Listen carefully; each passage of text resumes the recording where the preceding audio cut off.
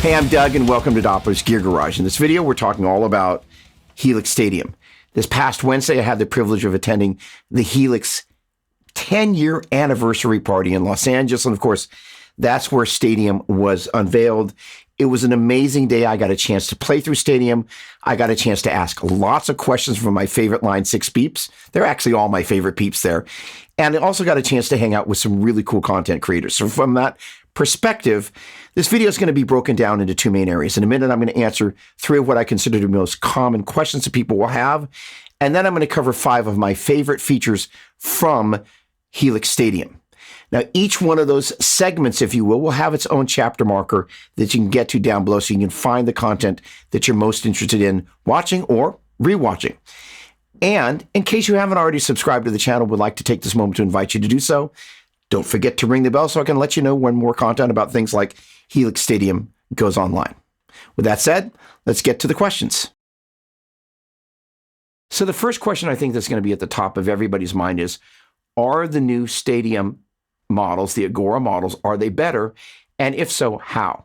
And I think that kind of has 3 main areas that people are going to want to know about: sound, feel, and then kind of what I call the fun factor. Obviously, sounds pretty obvious. Do they sound great? Yes, they do. Does it feel great and amp like underneath the fingertips? Absolutely. And are you able to jump into the fun zone right away? Definitely.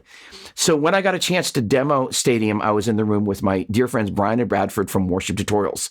And of the 16 amp models, guitar amp models, and the 6 bass amp models that Stadium's going to ship with, we played through 4 guitar amp models: Deluxe Reverb, AC30, Marshall JCM 800, which you might have heard some of the other folks talking about in the other videos, and per this conversation, the Bogner Ecstasy on the Red channel.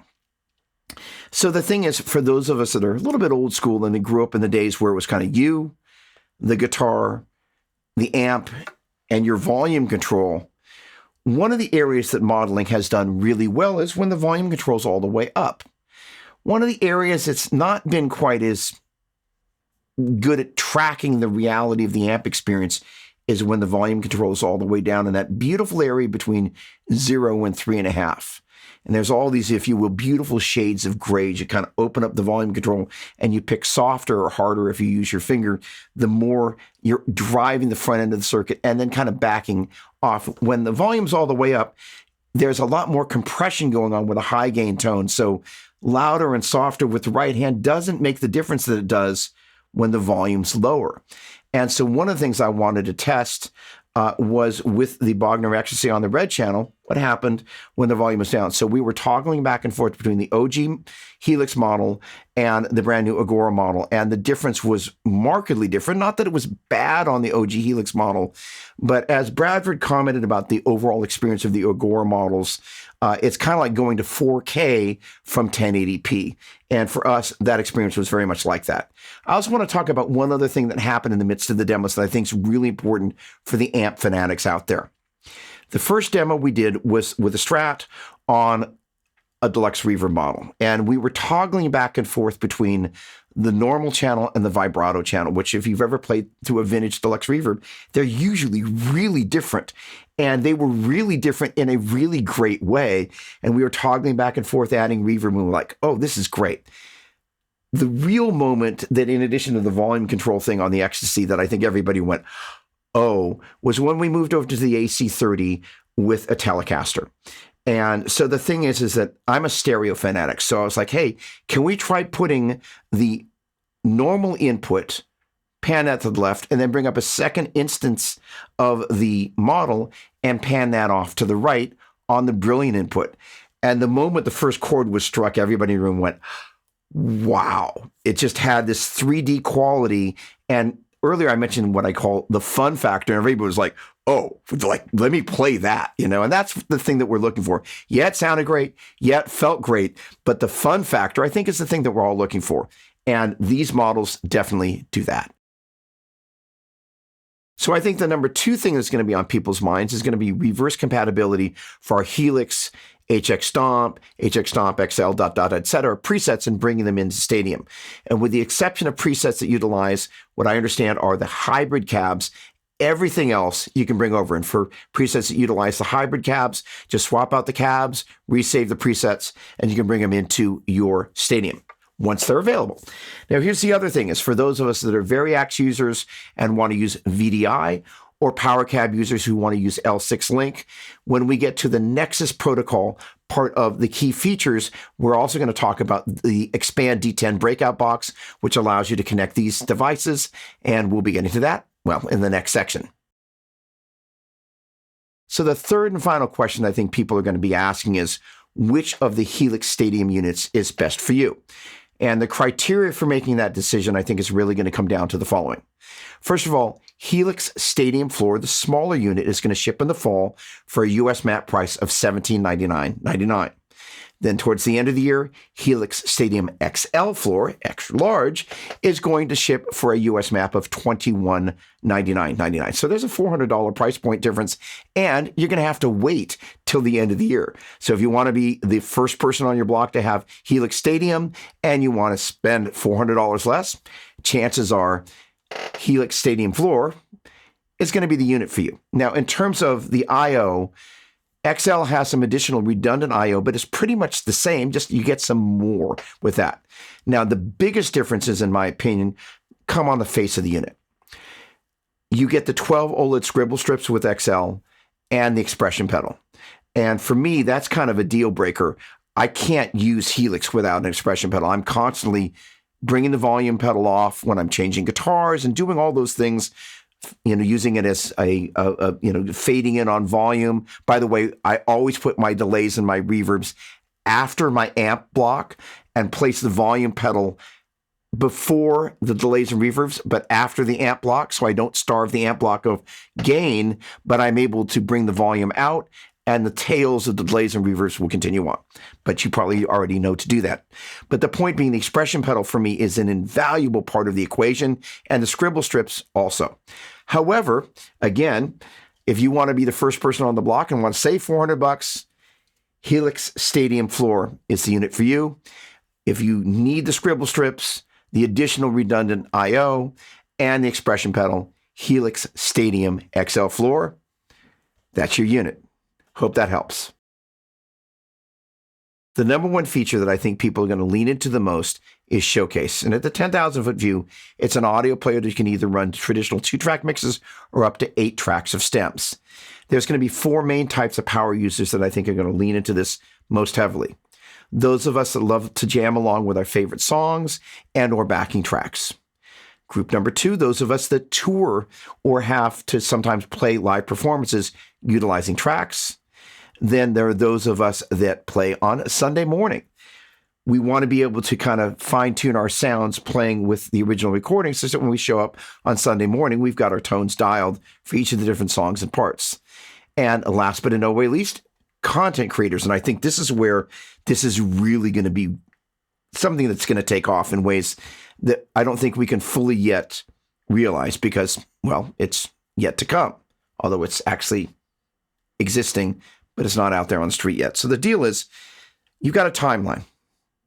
You can, in addition to setting traditional markers to loop sections and play whatever you want ad nauseum, you can just let the timeline play and drop what are called flags along there that will allow you to change presets on the fly. So let's say, for example, I'm doing a guitar demo. I want one section where I'm in the bridge pickup for a high gain thing, I don't know, like a Bogner Ecstasy. And then I switch to the neck pickup for, let's say, a Fender Deluxe Reverb. What it's going to do is it's going to change the presets for you in real time without you having to touch anything. That is going to be a game changer for those of us who want to be able to focus on, playing these things. The other thing is some of the external control will allow us to do things like change between our A cam and our B cam and our C cam. And I think there are going to be things that content creators are going to do that are just going to take this to a whole different level.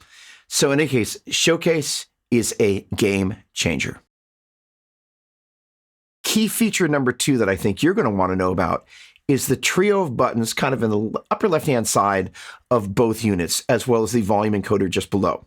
Those 3 push buttons allow you to toggle between the 1/4 inch, XLR, and headphone outs, and with the volume encoder, set the level of those easily without ever having to touch a menu. Sad reality is at my age, I can't see a lot of things in menus without glasses, and sometimes glasses on stage or on the platform steam up. So you're kind of like, you're damned if you do, you're damned if you don't. You can't see it with your glasses off, and you can't see it with your glasses on. It's a bit of a disaster. In any case, that allows you to very clearly, you'll be able to memorize quarter-inch XLR headphone and just adjust the knob there really easily. However, there is a deeper level of functionality that a lot of us are going to really love. So when you're utilizing Showcase, you actually have 3 separate mixes that you can send to each one of those 3 different outputs. So say, for example, you want the drummer to get a click, click, click, and they're like, click, click, click, click. That cues everybody to be in on the downbeat. That's kind of a helpful thing. Also, there are times when you're playing with tracks and, you get excited, you have a tendency to rush. So it's also nice to just get a click, click, boom, and you're in on the downbeat, and you're already synced to the tempo. You're not sending that front of house, but you're getting it through your monitors, your in-ears. That's a huge deal. And again, for somebody like myself that plays with tracks as much as I have, I toured all across Europe, opening for Gilby Clarke, all across the United States, opening for Michael Schenker with tracks. It's one of the ways that musicians like myself can afford to tour. And this sort of thing, again, it's a game changer. So key feature number 3 is a bit on the geeky side, but I think a bunch of us are more than a bit on the geeky side. So the Nexus protocol allows you to connect out of the back of both units via traditional CAT-style cable, and in turn, there's a breakout box called Expand D10. That in turn has jacks, so you can support VDI for your Variacs and power cab via the L6 link jack. And there's also a USB jack. Very convenient to have all that breakout stuff in a new protocol that I'm sure is going to support a bunch of things that we have yet to hear about and a bunch of things that have yet to be invented. Pretty darn cool. Key feature number 4 is Proxy.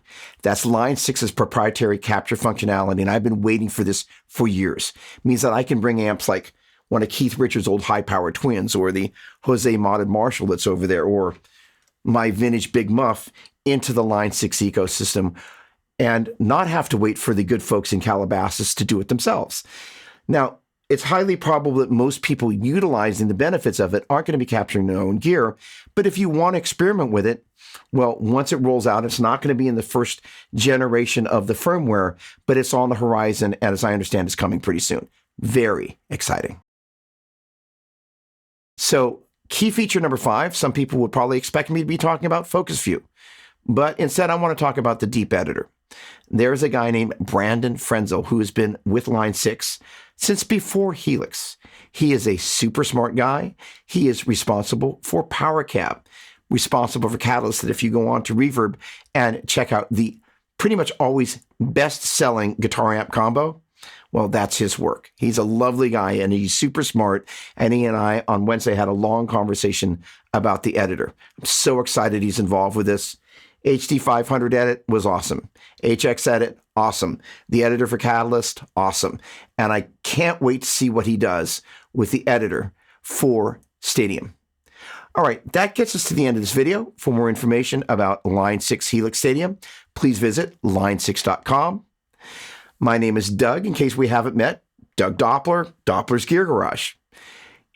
If you haven't subscribed to the channel, we'd love to invite you to do so. Don't forget to ring the bell so I can let you know when more videos about things like, Line 6 Helix Stadium go online.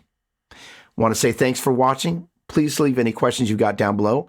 I am under an NDA, so there's certain things that I may not be able to answer, but to the best of my ability, I will answer them in a prompt fashion and also leave some ideas about future content for Stadium. Thanks again for watching. Cheers. Oh, you're still here. Well, okay. So at the very top of the video, 3 things that I thought people would want to know. Probably should have added a 4th thing. Is Line 6 going to continue to support Helix and kind of the related products once Stadium drops? And the answer is yes. Probably not to the same degree of regularity, but they are going to continue to support them for some period of time. I don't know what that duration is, but I also wanted to share a video from many years ago. You're going to be hearing the JTV-89F, as in Floyd Rose, James Tyler Variacs, and the HD 500X.